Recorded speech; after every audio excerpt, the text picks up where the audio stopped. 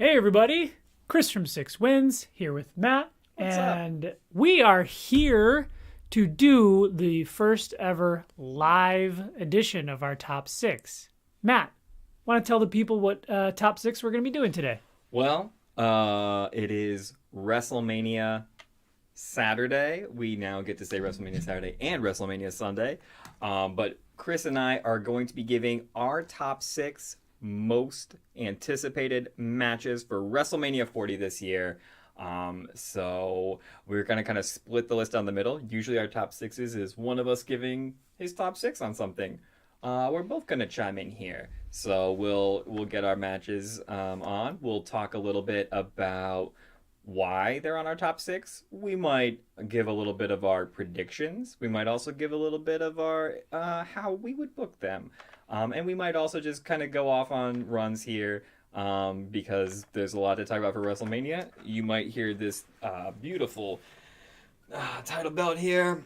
Oh my gosh, it really does It spin. really does spin. I won this last year we filled out kind of little prediction sheets for WrestleMania 39. And your boy walked away the champ, defended successfully during Royal Rumble. So it's on the line tonight, night one. So hopefully this will stay around this waist. But you never know, Chris or some of the other regulars could take it home. Maybe we'll get to see them if they win the title. But there it is. There it is. Yeah, and All you know three what? cameras. Speaking of that, if you go to Google and type in pro wrestling scorecards, you can go to a website and you can join a faction. And if you want to join our faction, I believe it's called Moose Lounge Championship, and you want to fill out a scorecard, if you happen to beat us, which not going to happen, you can take home this title. We'll ship it to you. Find a way to send us your address, and we'll let people join. But without further ado, Yeah. we're going to go ahead and give you the top six most anticipated WrestleMania matches. WrestleMania 40 matches, starting with Matt, if you want to take it away. Yeah, well, let's kick it off with number six. The number six most anticipated WrestleMania match for Chris and I, coming up one of these nights, is the match for the tag team titles. This is one of those classic ladder matches that a lot of times will open a WrestleMania. I don't think it's going to be the opening match tonight. It looks like it's maybe in the second slot, but it's Finn Balor, Damian Priest of the Judgment Day, defending against a lot of amazing guys, a lot of amazing tag teams. You got the New Day. You got you got Ciampa and Gargano. You've got Grayson Waller and Austin Theory. You've got who am I forgetting? The Awesome Truth. I wanted to name them last. And then you have New Catch Republic or whatever they're going by. Pete Dunne and Tyler Bate. I think that's all the teams. I wanted to name Miz and Truth last because if there's one team that might win, I think Judgment Day will retain. But if there's one team that might get the win here because of the R-Truth antics with Judgment Day, it would kind of be a fun conclusion or midpoint, turning point of that story, where R-Truth is suddenly being chased maybe by Damian Priest and Finn Balor, but probably those tag titles go there. Truth and Miz drop them at the next pay-per-view, and Judgment Day is doing something else and not worried about those for a while. But I think this is going to have a lot of great spots. Oh, yeah. A lot of just talented wrestlers, and it's just going to be one of those fun matches that it doesn't really matter who wins. It's going to be a fun match. Yeah. No, the tag titles, for the most part, usually people don't care all that much who's holding them. Right, Who the champs are. unfortunately. There's not a lot of times where you're like, if this team has to win, because otherwise, what does it mean? Because WWE is not great at building tag teams necessarily. So this is kind of one where you just turn it off, watch, be entertained, and enjoy what you're seeing. So I like New Day to win this. I think you keep the title on them. Yeah. Question for you. So I've heard some ramblings on the old internets that says they might use this as an opportunity to split those tag titles back up. Oh, yeah. Which we haven't talked about yet. The rules are they lend themselves to the possibility, because I guess you have to grab both sets to be crowned. So it's possible that, one person from one team grabs one set, and Yeah. then, maybe our truth grabs a set, walks out because he thinks he won. That seems like a very R-Truth thing to do. I was just going to What do you say, think about that? I was just going to say, as you brought that up, because I was looking at some stuff last night. They were talking about like two teams winning and splitting up the titles, and I was like, oh yeah, that could be an option. Yeah, I almost love R-Truth grabbing one title from each set, and It's a very true thing to do. He just becomes like tag champs with two different teams. Yeah. The other guys that get solo titles or something, and like one happens to be Damian Priest or something, and they're like partnered up. I don't know. Now I think they should just make it the dumbest ending ever. Go complete wacky with R-Truth, because it'd be fun. It'd be better. It'd be still a better ending than Braun Strowman and Nicholas. I didn't hate that, but I see that get brought up all the time as like a low point in WrestleMania where like a 9-year-old won a title. Yeah, that cracked me up just because I think it was the Monday after. Strowman, for whatever reason, this promo like burned in my mind. Yeah. Strowman, like, straight-faced was like, well, we have to relinquish the tag titles. I mean, Nicholas is in the 7th grade or something like that. He's got homework. Yeah, he's got homework. He's got homework.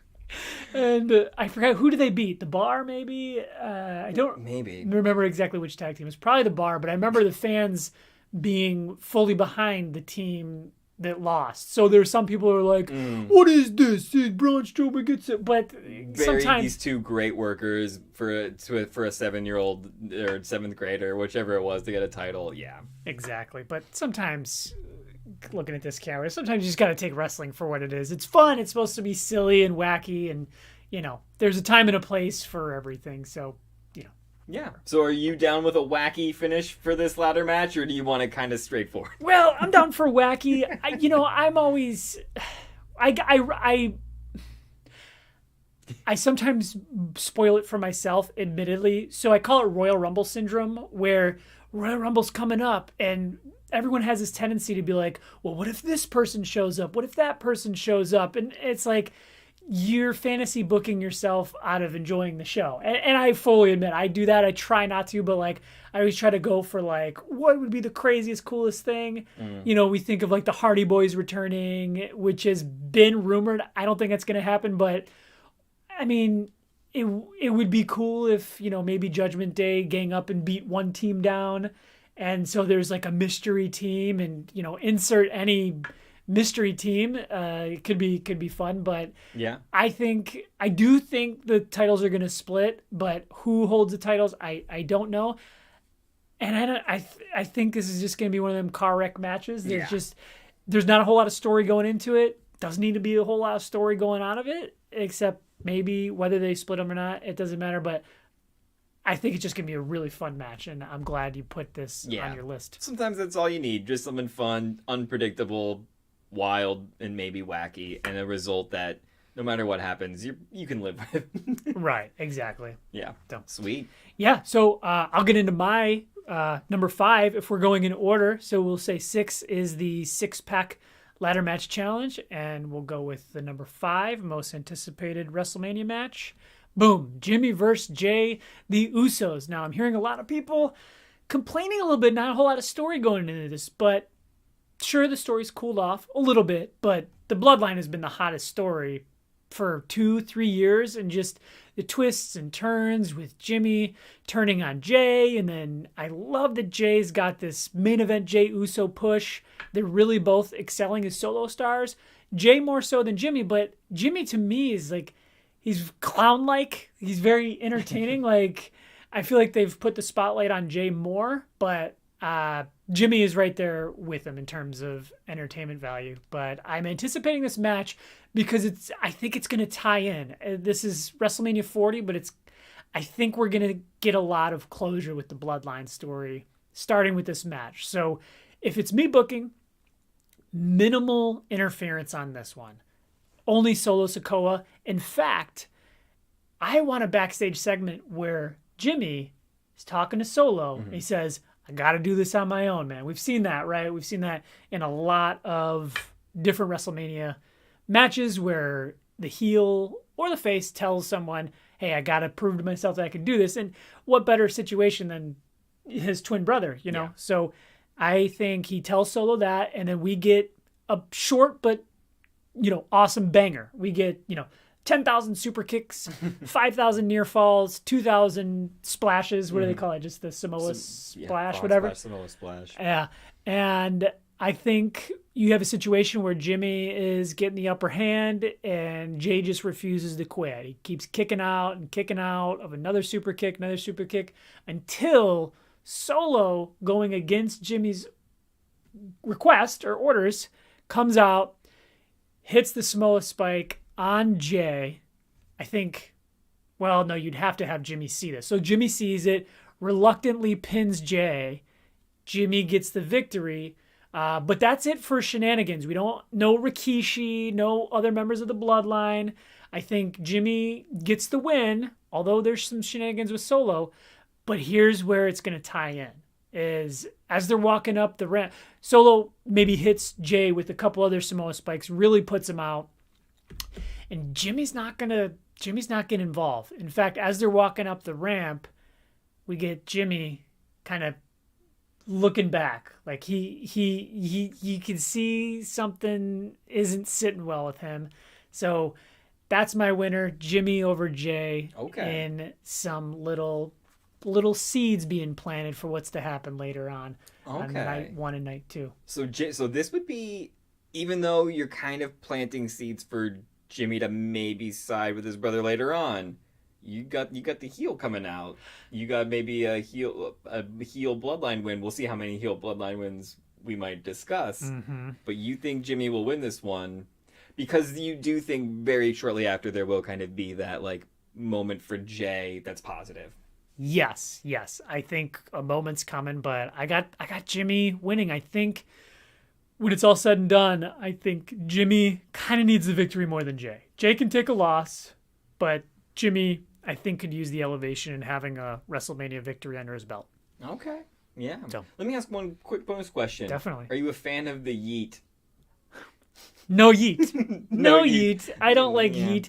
If yeet were organically to come up as Jey Uso's thing, I'd be like, yeah, it's fresh, it's new, cool, do yeet. But yeet was already a thing. Isn't yeet when you like toss something? When someone gets tossed, they get yeeted? I don't know. I'm 36. I don't know kids vernacular, but yeah, I even think like it's to the point now. Like I knew about it, maybe at least 6 months to a year ago, and when it was being used quite a lot. Oh, easily a year ago, because some younger people that I knew would use it, and so we talked about it. It's been over a year at least for like most people to hear.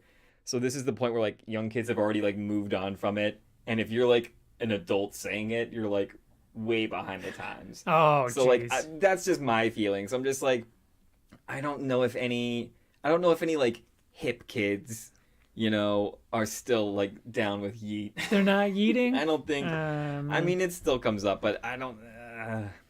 I think you say it if you do it, but you don't use it as a catchphrase. Okay. Yeet your dinner is what I tell my son. I like it. That's good. Yeah, but good question. So I'm going to kick it over to you because we have 4 more most anticipated matches at WrestleMania 40 to discuss. So Matt, what's your next most anticipated match at WrestleMania 40? Yeah, well, we're going to, like Chris said, we're heading to number 4. So the number 4 most anticipated match for us, it's a title match. It's a mid-card title match. There's the graphic. I'm not going Gunther, Sami Zayn, even though I think that will be like a better traditional wrestling match where you'll have like a traditional story being told between like an underdog and a really good heel champ. But the U.S. title match for me, with Logan Paul, Kevin Owens, and Randy Orton, is along the same lines of that ladder match. Going to be pretty fun, pretty unpredictable. We're going to get a lot of cool spots. If you want to see Logan Paul get beat up, I imagine the first 5 minutes of this match are going to be Kevin Owens and Randy Orton just ragdolling him around in a sign of camaraderie and like teaming up. And then I feel like as the match goes on, they're obviously going to have to fight each other, and I think Logan Paul retains, and I think it will kind of be with some shenanigans. I think he will get help from some friends, whether that's Waller or Theory, KSI, or that guy that slips in brass knuckles, James or Ron or somebody that's been in like 2 matches. Yeah, I don't know. The only one I know is KSI. Yeah. Do we think? Not to cut you off? Do you think we're gonna get an appearance from Logan's brother, Jake. Jake. When is that match against Mike Tyson? That's coming up soon.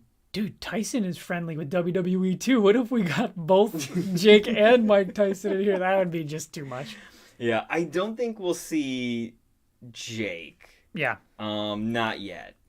Maybe in a few. If Logan's still around doing stuff, if Jake Paul beats Mike Tyson, I don't know. We could see Jake Paul at some point, but I think he's got his own thing right now, and I think they're happy staying separate. But yeah, I think this is going to be a really fun matchup. It's going to be a lot of weapons because we got a triple threat, so it's going to be no DQ, interference, sure, weapons, absolutely, tables, multiple, wrestling out in the crowd, probably, probably. Logan Paul's going to jump off something down onto somebody else. Maybe Kevin Owens will too. Randy Orton probably won't do that, but that would blow my mind if Randy Orton jumped off something tall. The one guy you wouldn't expect of these three. So I like Logan Paul to retain, but I like this to be a really, really fun matchup between 2 guys that are fantastic performers and have great in-ring psychology, Randy Orton and Kevin Owens. If this was a Logan Paul who was terrible at wrestling, this would still be a good match because he's got like 2 of the best guys to carry him. But as you talk about a lot, Logan Paul's already got it. So this is going to be really good, I think. I think this has a chance to steal the show. I agree. I think the build has been kind of middle of the pack. I loved what they did last night on SmackDown with bouncing back between the 2 stadiums. I thought that was really fresh and new and creative. But yeah, you got 3 of the best wrestlers, 2 of the best wrestlers ever, period, and an up-and-coming Logan Paul who, I will say it till I'm blue in the face, he's awesome. I don't even think Kurt Angle and Brock Lesnar took to pro wrestling like Logan Paul has when it comes to both mic work and in-ring ability. In-ring, he's got it. He's had it from the beginning. Mic work, I think it took him all of 3, maybe 4 promos in front of a crowd before he was able to kind of balance the not being too over-the-top cartoony, but having them in the palm of his hand at the same time and being able to work with the crowd. He's awesome. I'm a huge fan. I hope he sticks around for a long, long time. Yeah. After this match, no matter who's the champion, what is the feud for one of these guys that you would most want to see? And maybe you think it is going to be the case that 2 of them will continue to feud. But if you had any choice for the champ, whoever it is, or the 2 guys that don't win, feud with somebody, what's your best feud coming out of this? I would say I'm torn. I want it, but I don't want it. KO versus Randy Orton, to me, is right there. They're 2 of the best.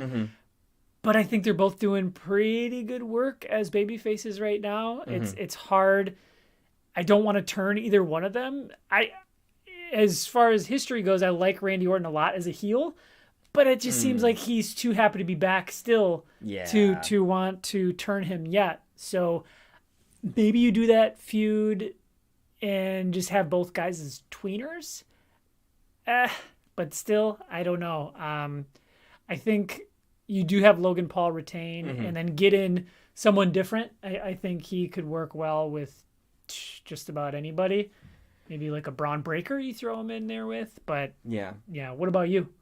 As you brought up somebody that could come in for the title, I thought of somebody who's they're pushing a little bit more, but I realized they've already done this. Ricochet. But Ricochet's on the rise again. Maybe he'll find somebody else or a different title, or maybe a tag partner to go for split tag titles or things like that.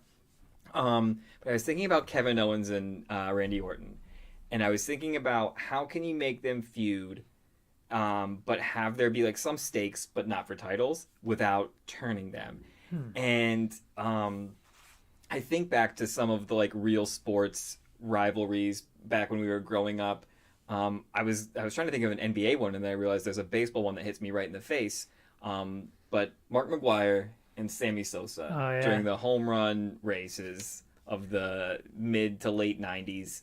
when it was two guys and they weren't really competing against each other, but in a sense it almost became like they were. And you had a favorite. You wanted either Sosa to hit more home runs or McGuire, especially growing up in the Midwest. I don't know if maybe since these were NL teams, and I know from Michigan, AL teams, maybe you guys weren't into Cubs and Cardinals as much, but like because I lived basically halfway between St. Louis and Chicago, hour-wise, like this, everybody, like, you picked a side. Are you McGuire? Are you Sosa? And it was just like, who can one up the other one? I'd like to see, considering Kevin Owens and Randy Orton have two of the most iconic finishers that happen like that. The RK out of nowhere, but also the stunner half the time is like you think you're good buddies with Stone Cold, and then boom, hits you with that toe kick, and there's the stunner. I'd like him to just have like this weird competitive streak where they're just like anybody anytime can get it. And if Randy Orton goes out there and hits somebody really important with the RKO, I'm looking for somebody. I gotta top him later and that night. And it's kind of like this friendly rivalry until it like blows up and they have to have a match once and for all. Who's got the most unpredictable out of nowhere finisher? You know, I think it would be fun and a little bit different, maybe. Yeah, that's cool. Yeah. I like that. I like that a lot. And they could pull off anything, but I think they could totally pull that off. Yeah, for sure. Well, so we're in agreement with Logan, though. Probably the best choice to defend. Any final thoughts before we jump into our top half for our top six? No, I'm just excited to crack into these top three. I think this is the meat and potatoes These of are WrestleMania. the ones, no spoilers. Yeah. Well, Chris, you're going to have to wait a little bit longer because we decided I was going to go in a second one here so that our next two, since they're kind of linked together, will make a little bit more sense as we talk about them. Our number 3 most anticipated match for WrestleMania 50. I almost said 40. No, it is 40. 40. I was like, I almost said 40. It's 50. But for WrestleMania 40, calling the future WrestleMania matches. 50 is when we're going to get Cody finally finishing the story. Yes. Our number 3, though, it's not a triple threat, but God, it basically feels like it at this point. It's a triple threat on the mic, but it's the title match between Seth Rollins and Drew McIntyre. CM Punk's going to be over there on the commentary. This is, I feel like, in terms of the guys involved in the match, this has been the one that in the last couple weeks has done the most work to excite me. Because for as much as, like, Rock and Cody have been there to build the Bloodline feud, Roman Reigns has not. And so, like, the match between Cody and Roman in a weird way feels a little less built for animosity towards Roman rather than just, like, more towards Rock and Cody. But that's to discuss later. But Drew right now is just on fire. I love him and how, like, disrespectful he is. This is going to be a great match between two guys that are absolutely great performers. So the match is going to be really incredible. But with just how intense and how, like, actually a little bit personal it does feel between these three guys, I can't wait to see how this one plays out. I don't know if CM Punk will like get physically involved or not, because to me, and you can kind of let me know your thoughts, I feel like Drew will win the title or should win the title here, especially depending on how the first night goes for Seth. But the last guy CM Punk is going to intentionally help would be Drew. So unless he's like somehow accidentally gets involved, or like the classic, I hate this, so I hope it doesn't happen, guy 1 that you hate throws guy 2 over the announce table and it hits you, and you get mad at guy 2. Oh yeah. And like beat him, and he's like didn't try to like get thrown over this table. Right. Like, I'll beat you up, Seth. Why are you out here? So I hope that doesn't happen, but I think CM Punk's got to get involved somehow. Mm-hmm. But I don't know. I think it has to be at best an accidental distraction to Seth so that Drew can win. There, of course, is also the specter of the Money in the Bank looming over big title matches, and more likely Damian Priest would cash in here on Seth and Drew. But we shall see. I do think this is going to go to Drew. Yeah. I think so too. I think it's Drew's time. And I don't know if you caught it yesterday. They did this it wasn't a press conference. It was like a WrestleMania kickoff before SmackDown. I didn't even know they were doing it. I don't know if they even announced it ahead of time. But Drew came out and he was like talking to the fans, and he was like, my two biggest pet peeves. One is when you call a wrestler by their government name. If you don't know us, shut up, or something like that. I'm like, that seems real. Like, he really doesn't like that. And then another one, he was like, and I'm looking around. Oh, he always does this too. And I'm looking around and I see some of you with a belt over your shoulder. You're a loser. You didn't earn it. And it's just like, damn, Drew. But so I love this, Drew. Yeah. I think Seth and Punk have been awesome as well. Yeah. There's so many different directions you can go. Yeah. I even hate trying to book it, because you got wild cards. You got, first of all, CM Punk. You talked about that. You got the wild card of the Money in the Bank. Is Damian Priest going to cash in? Is Finn Balor going to cash in? We could talk about, we don't have to open that can of worms. You should open it. It's a whole conspiracy theory. I like this conspiracy theory. Yeah, I think you should tell anybody that might not know. Because I did not know this until today. It's pretty interesting. So my buddy Will, shout out Will. He's having his wedding shower today. Sorry I missed out on it, but he showed me the video and he was like, dude, did you know that right after Damian Priest won Money in the Bank, there was a segment that showed like Finn Balor giving him a new gifted briefcase and then moving the contract from one briefcase to the next. So there's speculation that Finn intentionally gave him the wrong contract, or just like a BS contract, and Finn's got the actual one. It's like, whoa, mind blowing. He showed me the clip and it's legit. It's out there. So I don't know. But then there's a added thing that the Rock said, Seth, you're not leaving as champion. I guess then there's another one. Seth's going to be in a crazy match the night before. So you got a less than 100% Seth going against hot as can be Drew. Hot as balls. Drew. I was going to say hot as balls. I don't like, hot as can be. And you have a Punk on commentary. You have a possible Money in the Bank. You have a Rock. So there's so much that they could do here. So I'm going to say Drew. Yeah. I'm going to say no cash in. Yeah. And I'm going to say Punk, minimal involvement. They might do that spot where he throws, but I don't know if Punk's going to get physically involved yet, but you never know.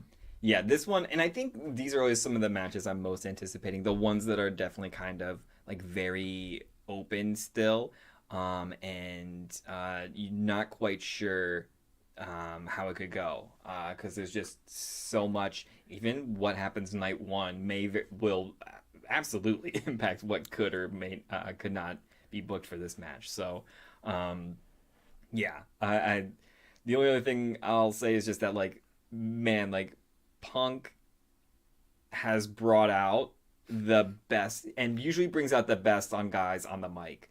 Like, he might be not great to work with backstage and might kind of be an antagonizer and somebody that could be a little too selfish sometimes, or a little too up his own ego. But because of that, when guys get in promo battles with him, everybody steps up their game, and like, people take gloves off. Because Punk will come at you with gloves off all the time, and it requires you to do the same, and it makes Drew better, and it makes Seth better. And right now, like, the stuff that they're saying, seems deeply personal, and that's why I love it. Yeah, definitely. It goes back to Punk's debut. They had that like footage of Rollins flipping out in the ring, swearing and stuff. Yeah, and Punk went on an interview and he said, like, I like when people, he likes tiptoeing that line, because the more people think he's actually an asshole and stuff. Like when Seth reacted, he's like, the more money I make. So I want people to keep thinking that I'm the bad guy, whatever. It's just like that. I mean, he's in it to make money. So there you go. And he's a draw. So cool. All right. Well, we've got 4 matches down. just 2 to go for the ones we're most looking forward to as we get close to WrestleMania really kicking off. You're here for the pre-show. Yeah. This is going to have way better discussion than what Booker T and that one curly head guy that sometimes is bald and sometimes has a lot of hair, or maybe they replace him with another like generic white guy. Oh yeah. Yeah. Kayla Braxton, is she on there, or does she? Yeah, I don't think she does that. Who's the girl? It doesn't matter. This is distraction. This is the pre-show you want to be at. Yeah. If you show up and say keep going because the other pre-show is boring, we'll go till 7. Yeah, we'll go right up till 7. But I do say I do have to say I usually like what Rosenberg has to say. Peter Rosenberg. Yeah. I think that's the guy I was thinking of. Yeah, he has my dream job, man. He goes around and talks about hip hop and wrestling, and it's just like, I get that job. You know what I mean? I do as a fun side gig because we love it, but that guy made a career out of it. Yeah. So, and he's usually got pretty good takes. He's not just like kind of a hacky Hollywood guy coming in and being like, I'm Gabriel Iglesias. I'm fluffy. I think Rey Mysterio should win. He's actually in tune with the product. So. Yeah. I'm not gonna go into the small mini rant I was going to on other talk show pre-show commentating things. So okay. Yeah. All right. Well, that's fair. We will hop right to the second most anticipated WrestleMania match. Yeah. Should be no surprise. I'm sure most people think the same. It's just what order do you put these two in? I'm going to go with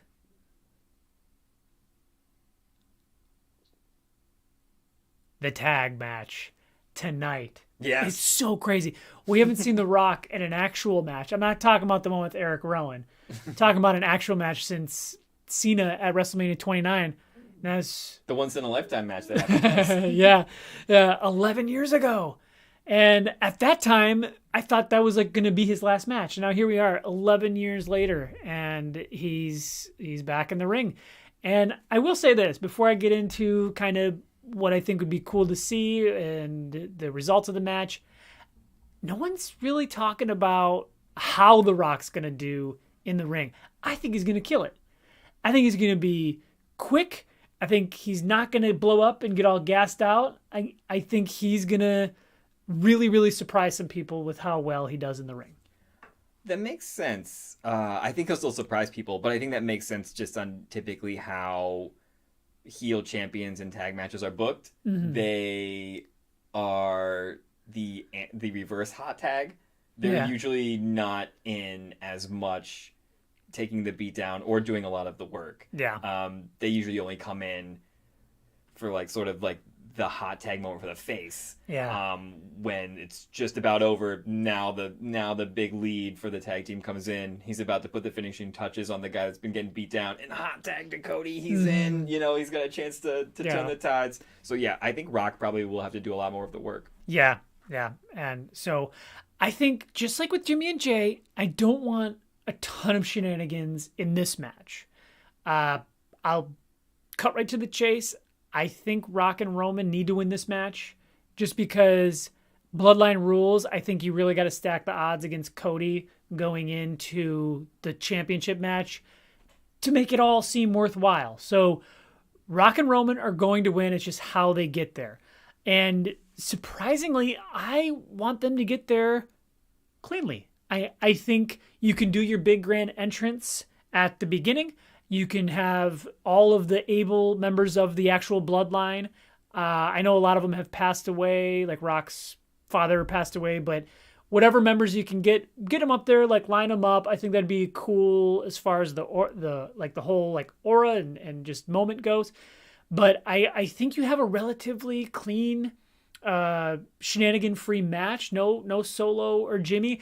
And if you do, then you can maybe balance that out with like Jay coming down or one other person that the bloodline has screwed over. So maybe do that. But I think you have a good 20, 25 minute match.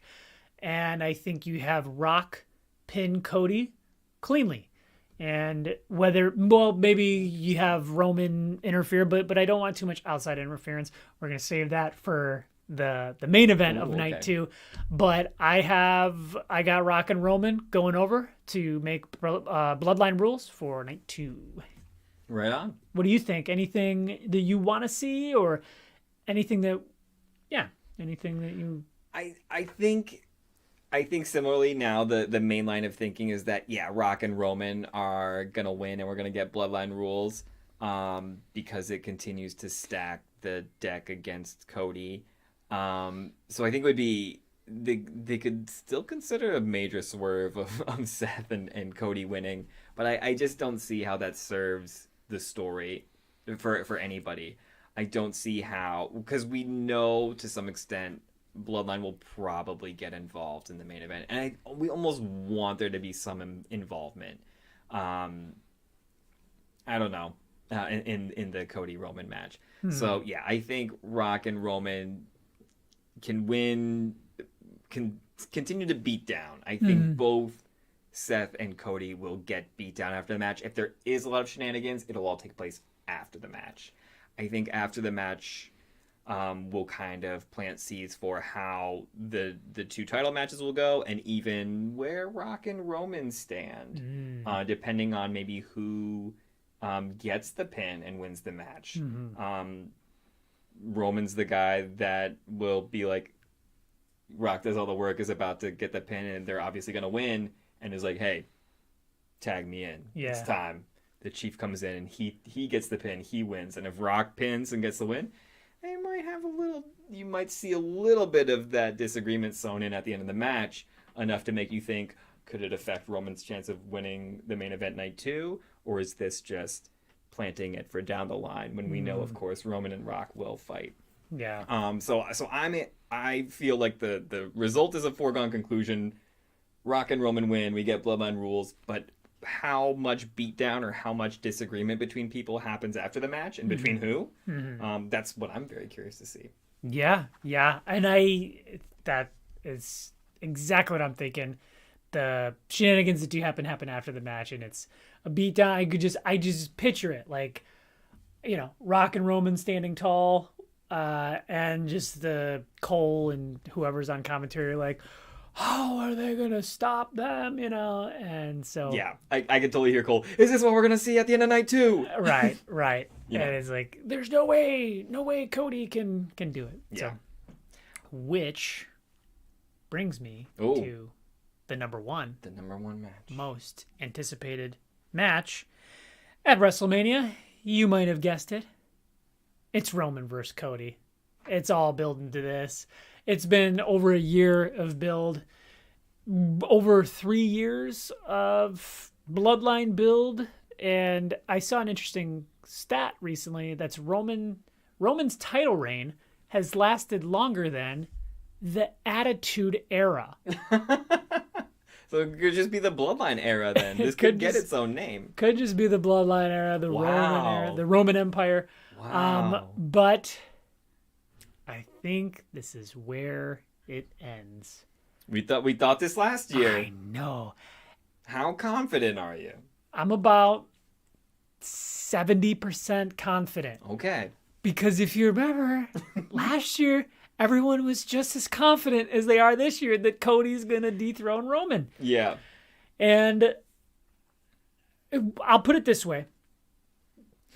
No matter the outcome, it's a weird place because I have full trust in creative right now to whatever they give us, it's going to stay super entertaining. Like, it's going to remain entertaining.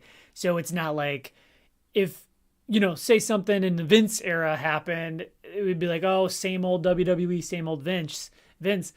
I feel like even if Roman retains, I feel like the only reason that will be the case is because they got something planned. And whether that's Rock versus Roman at SummerSlam or whenever it takes place, I have full trust in creative right now, which is weird because I feel like I've never been like that.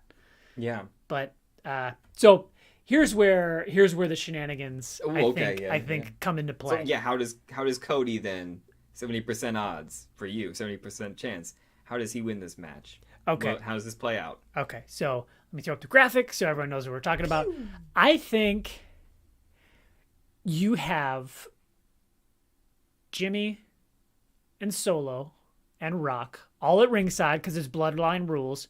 You start off that way, and there's rumors of like another guy. I wish I could remember his name. I feel like an idiot, but there's like a guy in either New Japan or one of the indies that is apparently part of the bloodline. There's rumors that he's gonna debut soon, but I'm not even gonna put him on the table. I will say, here's what I want to see is Cody just keeps getting screwed. Like it's been for the past 3 or 4 years. Roman just has interference after interference, and he keeps getting screwed. That is until Jay comes out to help. I don't know if we're going to see a whole lot of Seth in this match in particular, but might not. I think maybe he gets sidelined. His beatdown is too bad. Yeah, from night one and from Drew. Right. Yeah. So we do get Jay, but here's what happens with Jay. Kind of piggybacks off of the Jimmy versus Jay match where Jay teased like, man, I just don't feel right about this. So Jay comes down and he has a stare down with Jimmy. Solo's kind of off to the side, and you think, well, one would think that Jimmy and Jay are going to go at it and he's going to even the odds. Well, they both super kick Solo and walk out together.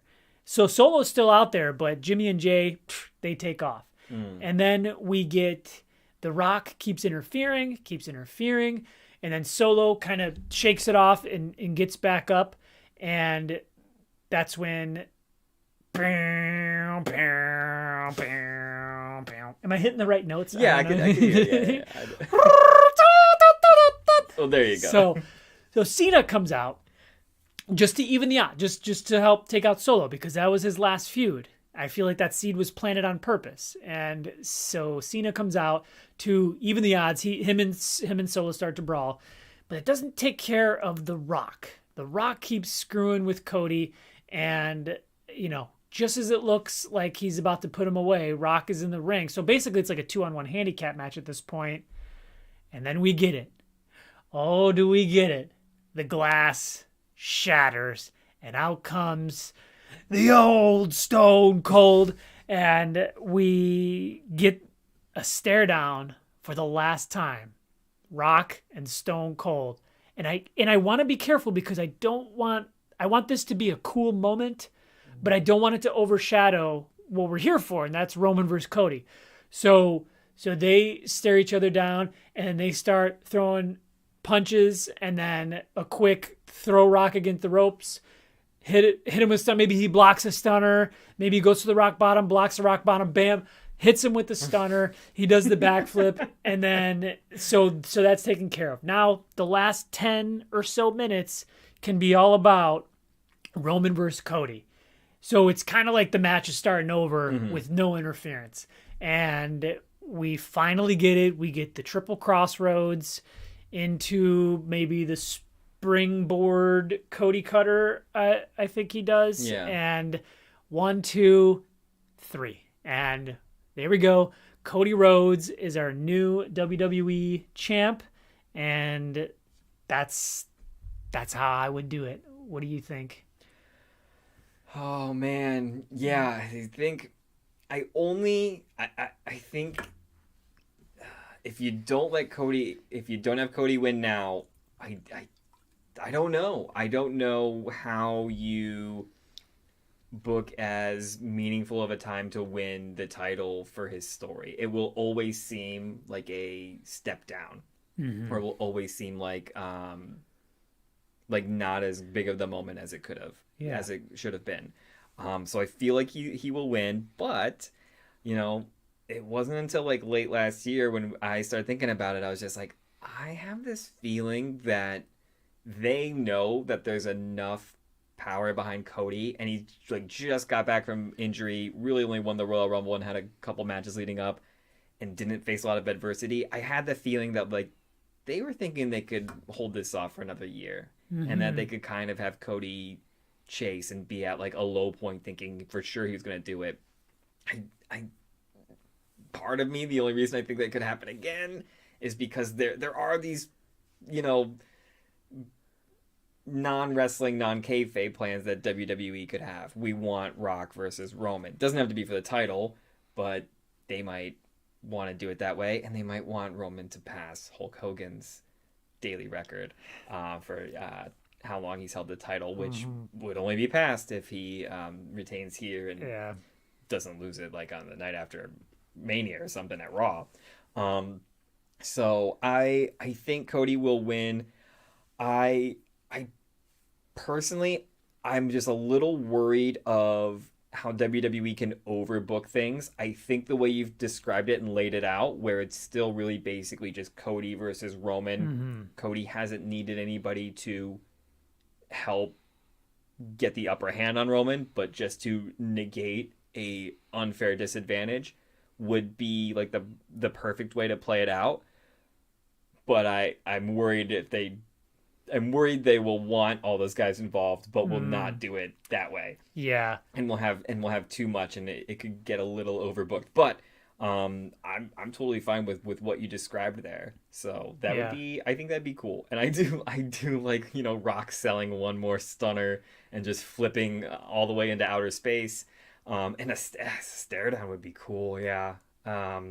Even if it's not in the ring and on the entrance ramp or outside the ring. I think it'd be cool if like the ring cleared for a minute, Cody's been down outside after a spear through the barricade or something, and Roman's down too.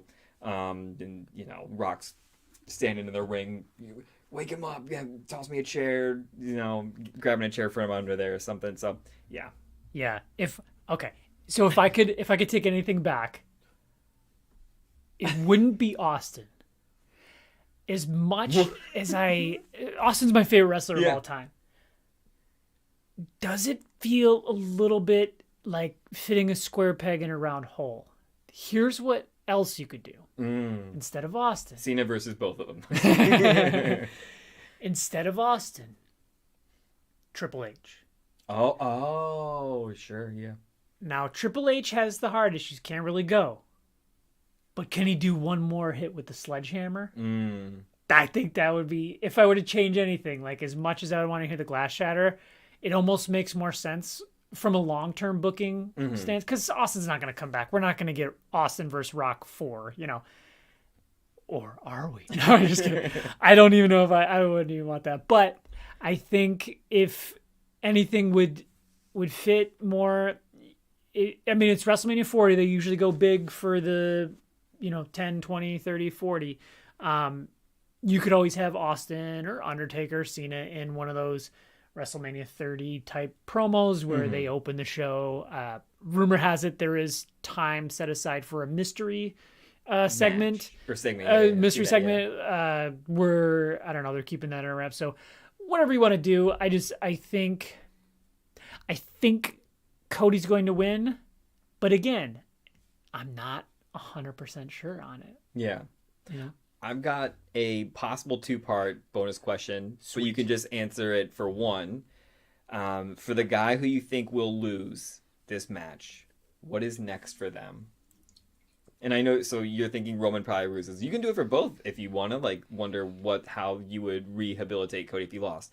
But, because I think it's easier to figure out what's next for Roman, maybe, because it would look a lot like his title reign regardless.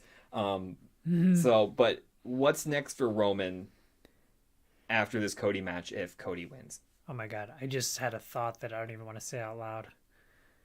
What if Hunter does come out and he hits Cody with the sledgehammer? People would be so bad. Okay. No, I'm not even going to speak that into let's see. If Roman loses, I think maybe he pops up on SmackDown, but then goes away for a little while.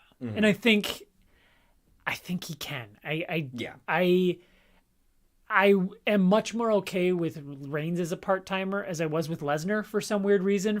Like Lesnar, I felt like, you don't care, or I was looking at it from that angle, whereas Roman, I'm just like, yeah, man, do what you got to do. I don't care. If Cody loses, I don't know how you rehab him. I will say, with Austin back in his prime, it did seem more about the chase than it was as he didn't spend a ton of time as champion. He spent more time, I feel like, chasing that damn thing than he spent as the actual champ. So I guess I think Cody should retire if he loses. What about you? What do you have? Are you similar, or do you do anything special with either one? I think Roman will continue about his same level of participation, if not maybe even a little bit scaled down, and they will build towards Rock Roman. It may happen at SummerSlam or the next Mania. If it happens at SummerSlam, it's possible he does get involved for a major title at Mania next year, and come around more so as kind of that Lesnar presence every once in a while. I thought you were going to say lesbian presence. So I was like, okay, sorry. or that. We'll see. We're friendly. If Cody loses, what is he? Tozawa. If Cody loses, well, like I said earlier, when we were talking about like, I don't know if he loses this. I don't think the crowd will still be behind it for a third year. I don't think the crowd wants to wait out another Roman Reigns year until Cody can beat him at Mania. And I think the crowd would also not turn on Cody, but just wouldn't be as for it for completing it in a third year. So if he loses, the only thing I can think of is that he doesn't take time, like a month off where he's like, I got to do some soul searching. It's fine. There's enough guys right now. Yeah, true. And for the spring to summer, you do build Roman and Rock. Yeah. And either this match happens at SummerSlam or it happens at Royal Rumble. Okay. But Rock wins. Holy shit. Rock holds the title. You're going there. Because more or less, if Rock can win it at SummerSlam and defend it once at Rumble, or just win it at Rumble, it's about the same for like what Roman did this past year. Yeah.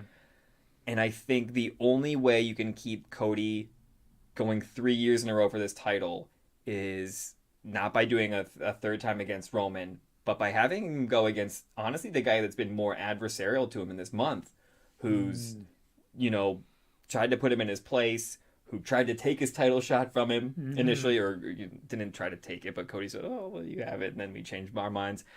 I would say that would be the only way to still have people be really invested in Cody finishing the story if he doesn't win this year, is by beating a champion Rock next year. Dang. But I think that's not a great idea. I would not want it to happen. But if they do something weird and they don't have Cody win, that might be able to salvage it. Yeah. I got one follow-up question for you. Okay. So in the probably inevitable Rock versus Roman feud, yeah, who do you have as the heel and who do you have as the face?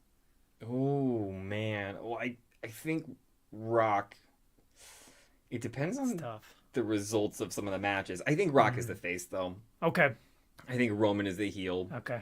But I'll just leave it at that, and I will ask you the question: who wins that match? Rock and Roman? Yeah. I think Roman. Okay. I think so too, actually.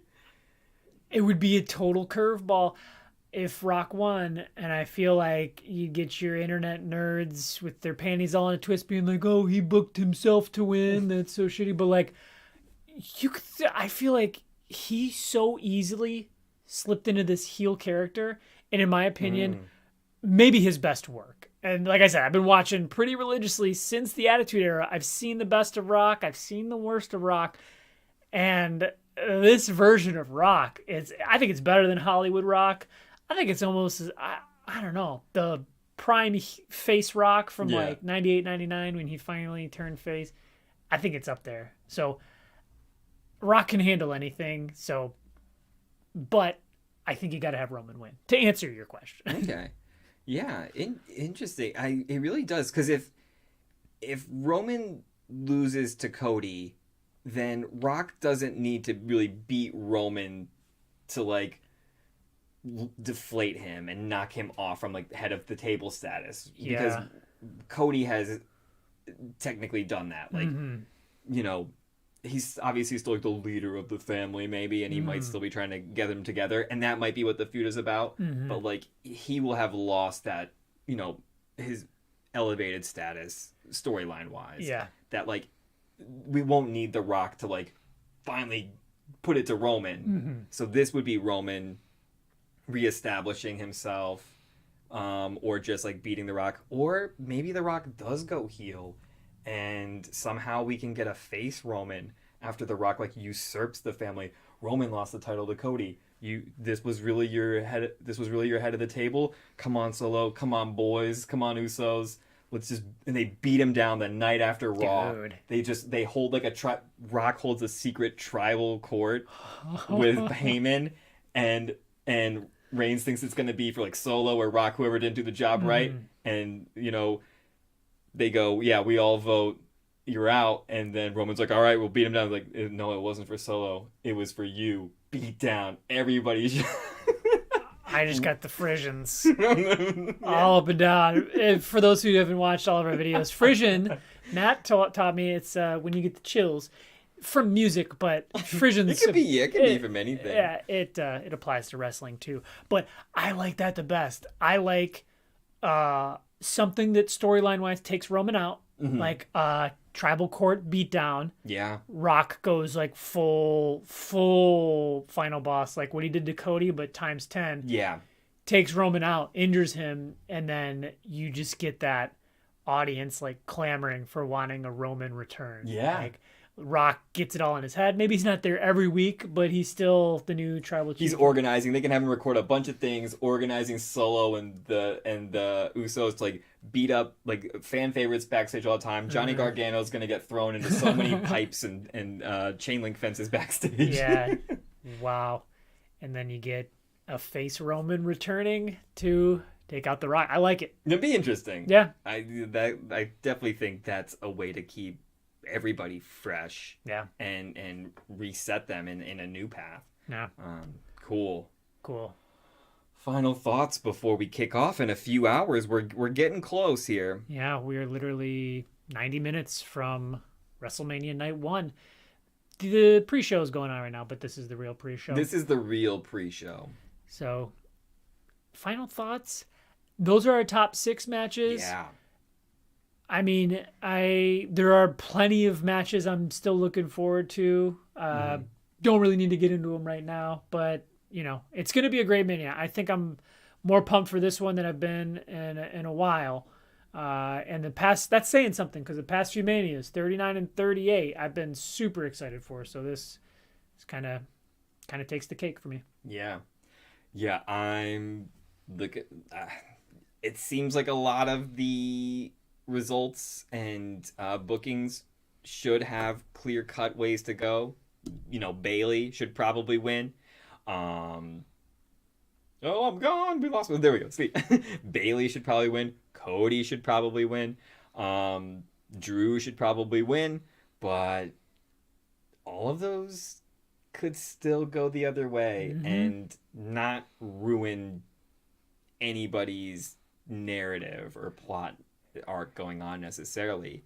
So my favorite thing is, and when it's done right and wrestling's not predictable, rather than trying to guess and predict, and during the match, I like to just turn it off, just be entertained and be surprised by what happens, and not be like, oh, I figured that was gonna happen. Right. Because honestly, any result could happen at this point. Who knows? They maybe still are making decisions as we speak on how matches will resolve. Yeah, and Mania is great for that. Mania, like, you have your handful of matches that are like, oh, well, this person has to win. They usually throw you off. They usually, like, I feel like Bayley is the most likely to win, but they could stretch that feud out for 2-3 matches and have her win Clash of the Castle or just some random thing. Like, she didn't quite get it done at Mania, but maybe WrestleMania Backlash. They like throwing the little swerve there when you think you got it figured out.